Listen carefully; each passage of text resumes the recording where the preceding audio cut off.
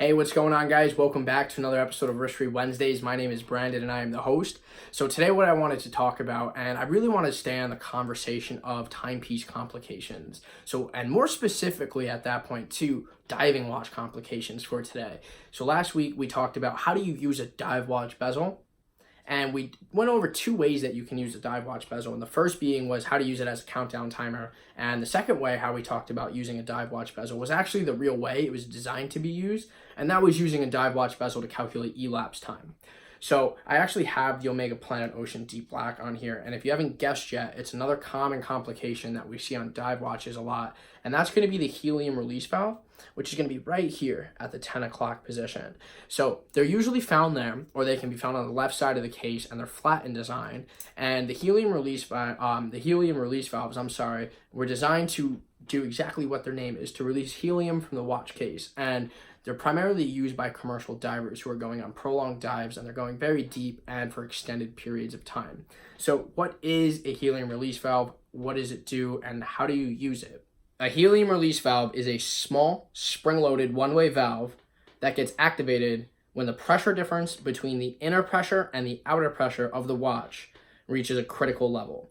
So that means that whenever you're ascending and there starts to become a pressure buildup, then and it reaches that critical level as far as the pressure difference goes, then the helium release valve gets activated. And it usually either happens automatically, or you just simply unscrew the helium release valve a little bit during your ascent and it will get activated then.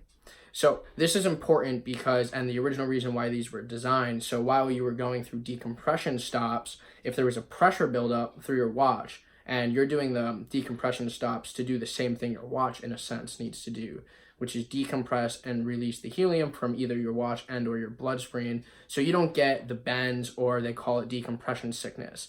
So what decompression sickness for your watch looks like is your watch crystal popping off, or internal parts of your watch actually getting damaged. So you see these primarily being used on commercial divers, like we said, who go on prolonged periods of dives, which are typically spent in, they're called diving bells, which are used to usually do underwater work, so you can transport divers as well as tools while maintaining a different pressure than what pressure is actually around you. So you can actually move up and down in the water because it's maintaining a specific pressure without actually having to do decompression tests, which is awesome. So with that being said though, once you start doing your decompression and your tour is over, or your diving tour is over, then you actually do have to either have some type of helium release valve on your watch, or if your watch was designed to withstand the ascent and the decompression, so your watch actually does not get damaged. It works the same for us, how we actually have to decompress as people. So that's kind of how the helium release valve works. Now let's talk about, do you actually need one? So the answer is more or less no, and that means just because primarily not a lot of people actually need these, and even recreational divers don't actually use these because we're not under the water long enough to become saturated, and our watches aren't under the water long enough, or deep enough for that matter, to become saturated as well.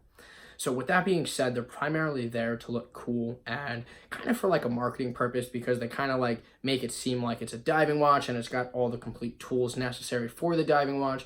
But divers actually prefer their watches not to actually have a helium release valve, because it's just one less thing that can break and cause the watch to get flooded, and then you're out one tool while you're going through your dive. So that more or less breaks down the helium release valve, and it's not really too complicated. It's not something that you're ever probably going to use, but it is cool to know what that extra complication on your timepiece does, and maybe it can be an icebreaker of some sorts as well.